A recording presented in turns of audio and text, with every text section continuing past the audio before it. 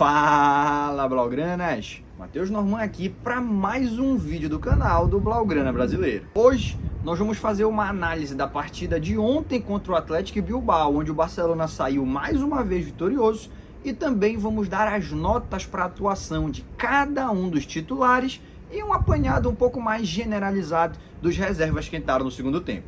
Mas antes da gente começar essa análise, deixa eu pedir o teu engajamento. Se inscreve no canal, deixa o like no vídeo, ajuda a gente a crescer e levar informações direto aqui da Catalunha para torcedores do Barcelona espalhados pelo mundo inteiro. Eu acho que todo mundo deve lembrar que na temporada passada, em muitos momentos, tanto o técnico-chave como nós que somos torcedores, acabávamos após as partidas reclamando que faltou um pouquinho de sorte para vencer o jogo.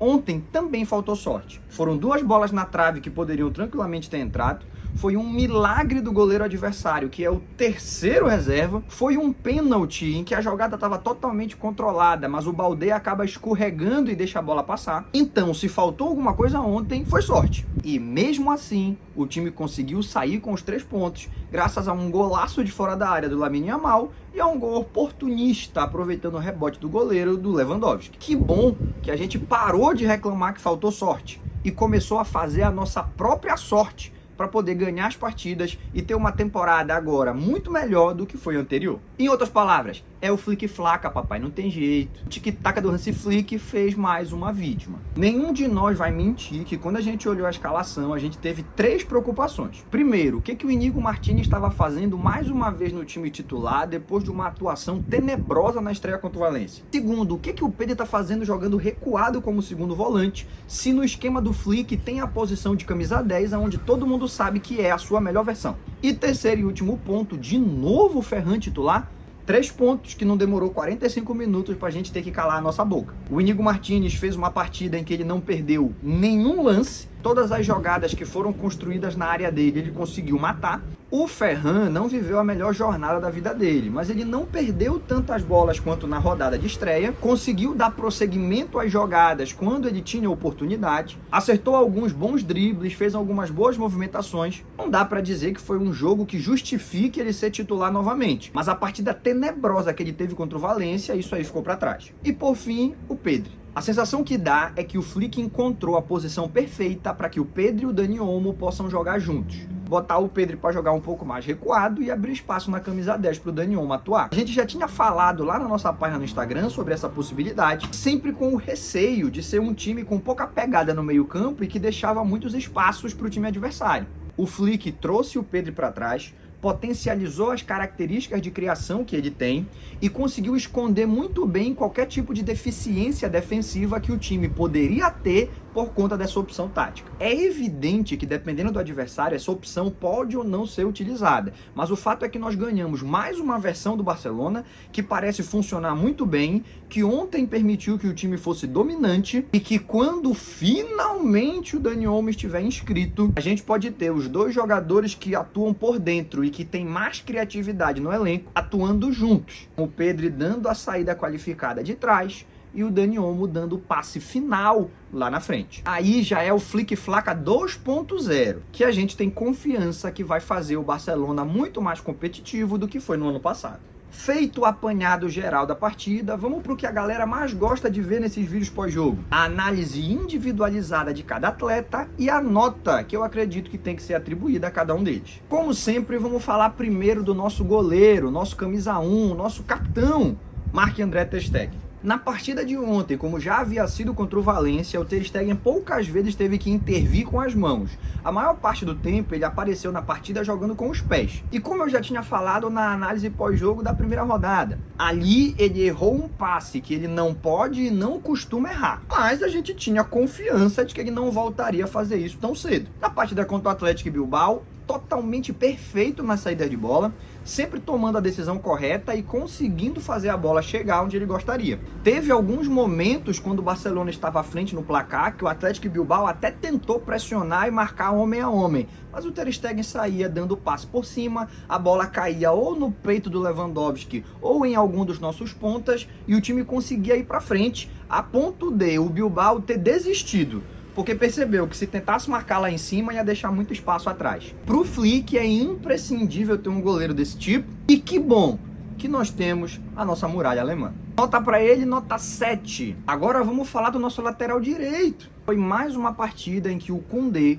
quando não tinha tantas obrigações ofensivas e tinha como prioridade parar o ponto adversário, conseguiu prevalecer e vencer a maioria dos duelos. Quem assistiu o vídeo pré-jogo deve ter lembrado que eu disse que as duas chaves para a gente conseguir sair com a vitória era que o Koundé e o Baldé tivessem uma atuação muito significativa, principalmente no aspecto defensivo.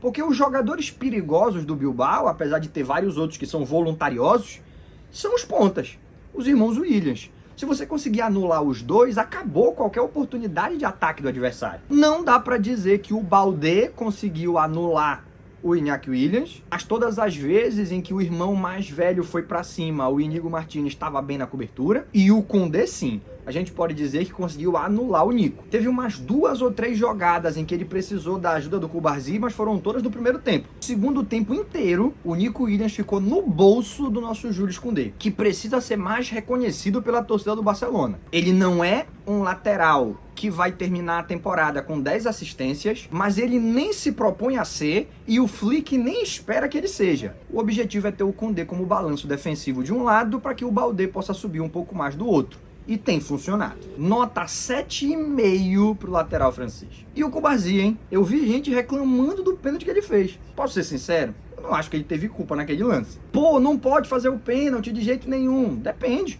O atacante está com a bola dominada dentro da pequena área, vai fuzilar o goleiro com 99% de chance de fazer o gol, manda ele para a marca do pênalti, que é um pouco mais longe, e dá a oportunidade do Ter Stegen defender. Tudo bem, saiu o gol, mas o Ter Stegen pega 20% dos pênaltis que batem. Um chute da posição em que ele tentou desarmar o adversário e acabou fazendo o pênalti, eu acho que nem 1% das vezes os goleiros conseguem pegar. É claro que o ideal era que ele fosse sutil, desse o toque na bola, tirasse para escanteio, ia ser genial e a gente ia estar aplaudindo. Mas nem sempre isso vai ser possível. E o fato dele estar ali naquela posição, pelo menos para atrapalhar, eu acho que já merece ser aplaudido. E fora esse lance, é muito difícil encontrar algum momento do jogo em que haja qualquer motivo para discutir as decisões que ele tomou. Então, mais um cartão amarelo que ele toma, isso daí ele tem que ficar mais atento, porque daqui a pouco ele está suspenso. Mas, no geral, outro excelente jogo do zagueiro do Barcelona de 17 anos. Para o Cubarsí, nota 7. E agora o homem que mandou todos nós enfiarmos a língua no Íñigo Martínez jogou muito ontem. Ainda tem muita gente desconfiada do fato dele ser um zagueiro um pouco mais lento, dele ter feito algumas partidas ruins no passado. Mas, sinceramente, se ele conseguir repetir o nível que ele jogou na partida de ontem, eu não vou ter nenhuma preocupação quando ver ele no time titular. Muito seguro com a bola no pé, muito incisivo nos desarmes,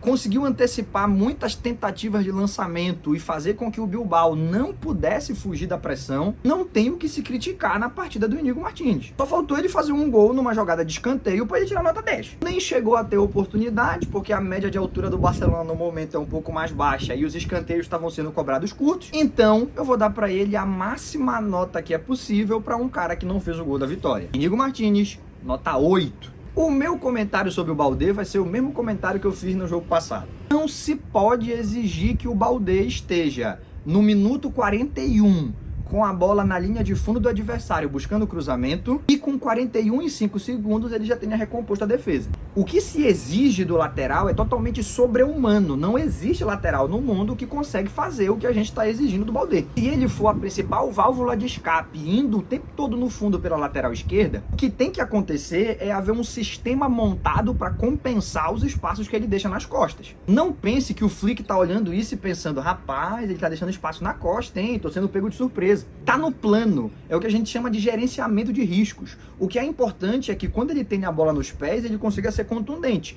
E no primeiro tempo, eu vou ter que ser sincero, ele foi muito mal. Mas na segunda etapa ele compensou e conseguiu produzir muitas jogadas ofensivas de perigo. Nenhuma delas terminou em gol, mas eu não acho que foi uma jornada ruim dele. Dentro das suas características, foi um jogo bom do Baldé, e eu vou dar para ele a nota 6,5. Escorregão no lance do pênalti pesou bastante para ele não tirar um 7,5. Mas é evidente que o chão não vai estar liso todo o jogo, então a gente pode confiar que nós temos lateral esquerdo para essa temporada. Para falar desse próximo jogador, eu vou ter que me controlar bastante, porque senão eu vou acabar exagerando e esse vídeo vai virar meme. Mas como é possível se controlar quando um moleque de 17 anos manda no meio de campo contra uma equipe muito competitiva como é a do Athletic Bilbao, e no seu segundo jogo como profissional pela equipe principal ele sai aplaudido por todo o estádio de Montjuic? Não existe crítica que possa ser feita ao jogo do Bernal. Não vamos discutir nível, mas o estilo de jogo é muito parecido com o do Busquets. Facilidade que ele tem para tirar o adversário que está pressionando só num gingado. Ele faz que vai para cá, traz a bola para outro lado e vai 2 pro lado errado. No final da temporada, provavelmente o Bernal vai ter 3 assistências e 1 gol. E a galera vai reclamar que ele não está contribuindo para o time. Mas pelo amor de Deus, a capacidade que ele tem para fugir da pressão do adversário e para dar esse primeiro passe não é normal nem para um veterano de 32 anos. Para um moleque de 17 menos ainda. Para o Bernal, nota 8. Do lado dele jogou um cara que todo mundo sabia que ia ser titular, mas que nos surpreendeu que fosse nessa posição. O Pedri é muito diferenciado. Escondia a bola, todo mundo corria atrás dele, você achava que ele ia perder e ele encontrava um espaço para dar um drible curto e sair tocando para dar continuidade à jogada. Se o Pedri fosse calvo, eu ia achar que era o Iniesta que estava jogando. Porque o estilo de jogo é totalmente idêntico. Se o Bernal foi o primeiro passe que fugia da pressão inicial, o Pedri foi o segundo passe que fazia a bola chegar na linha ofensiva, sempre com o campo limpo para que quem recebesse a bola pudesse progredir com tranquilidade. Fez o time jogar. Você não vai entender o tamanho da partida do Pedri se você olhar só para os lances dos gols. Mas se você assistir o jogo de novo e ficar procurando o Pedri no campo, pode ter certeza. Aí sim, você vai conseguir compreender a importância que ele teve para a vitória de ontem acontecer. Pro Pedri, a nota 8. Todo mundo já sabia que ia ter gol do Lamine Yamal. Botaram o goleiro dos caras com o mesmo nome da ex dele, o moleque veio com sangue nos olhos. O nosso Golden Boy fez mais um daqueles gols que se tornaram típicos das suas jogadas de puxar para a perna esquerda e chutar no lado oposto do goleiro. É uma jogada que todo mundo sabe que ele vai fazer, mas que ninguém ainda aprendeu a marcar. Um gol na conta, o jogador que mais levou perigo à defesa adversária, o Lamine Yamal merece uma nota um pouco maior que a dos outros. Pro Lamine, a nota 8,5. Na nota do próximo jogador, eu vou ser polêmico. Muita gente critica, principalmente a torcida brasileira menospreza. Eu já defendi várias vezes na página do Instagram e no jogo de ontem ele me deu razão. Para mim, o melhor jogador na partida, mesmo que ele não tenha feito gol e nem dado assistência. Porque ele puxou a maioria dos contra-ataques que foram perigosos, ele ajudou na construção das jogadas, ele se apresentou na área para chutar, ele ajudou a defender, ele pressionou o adversário recuperando bolas importantes. Se o Barcelona terminou o jogo com 67% de posse de bola, foi por conta da capacidade dele de deixar o adversário desconfortável na hora que vai sair jogando. Você já sabe de quem eu tô falando. É o Little Rafa, é o Rafinha. Um jogador que merece mais carinho da nossa torcida. Nesse sentimento de abraçar o Little Rafa, a nota dele vai ser a maior do time. Para mim, o homem do jogo, nota 9. Do outro lado, uma figura que a gente se acostumou a criticar, mas que ontem merece elogios. O Ferran Torres também fez um papel tático muito importante voltando para dobrar a marcação. Também foi uma figura muito perigosa nas puxadas de contra-ataque. Ele conseguiu dribles importantes. Ele atacou as costas da defesa adversária, fazendo com que o Bilbao estivesse sempre preocupado com as suas movimentações. E, evidentemente, ele não tem o nível técnico necessário para transformar tudo isso no hat-trick. Mas jogou muito bem. Barcelona continua procurando alguém que possa vir para ser o titular daquela demarcação. Quem sabe até passar o Rafinha para lá e o Dani Olmo jogar como camisa 10. Mas fez um bom jogo e merece ser aplaudido. Para o Ferran Torres, a nota 7. E o vovô? Não sei se a pipa do vovô ainda sobe, mas que o desgraçado faz gol, todo jogo ele faz. Mais um do Lewandowski, que já abre uma certa vantagem na disputa pela artilharia. São 3 gols em 2 partidas e eu tenho um dado interessante. É o melhor início de temporada do Lewandowski nos últimos 5 anos. Nem no Bayern de Munique do Hansi Flick ele conseguiu, nas 2 primeiras rodadas, fazer 3 gols. Será que ele vai voltar a ser o artilheiro de outros tempos? Eu nem tô pedindo 60 gols por temporada como ele fazia no auge do Bayern de Munique. 40 já tá de bom tamanho. Já vai ser o suficiente para ele ajudar o Barcelona a lutar por muitos troféus. E pro Lewandowski, pro vovô da nossa equipe, a nota 8,5. Os que vieram do banco, eu acho que a gente precisa elogiar todo mundo que participou. O Fermin, claramente, fez poucos treinamentos e ainda precisa de um pouco mais de tempo para entender o funcionamento da tática do Hansi Flick.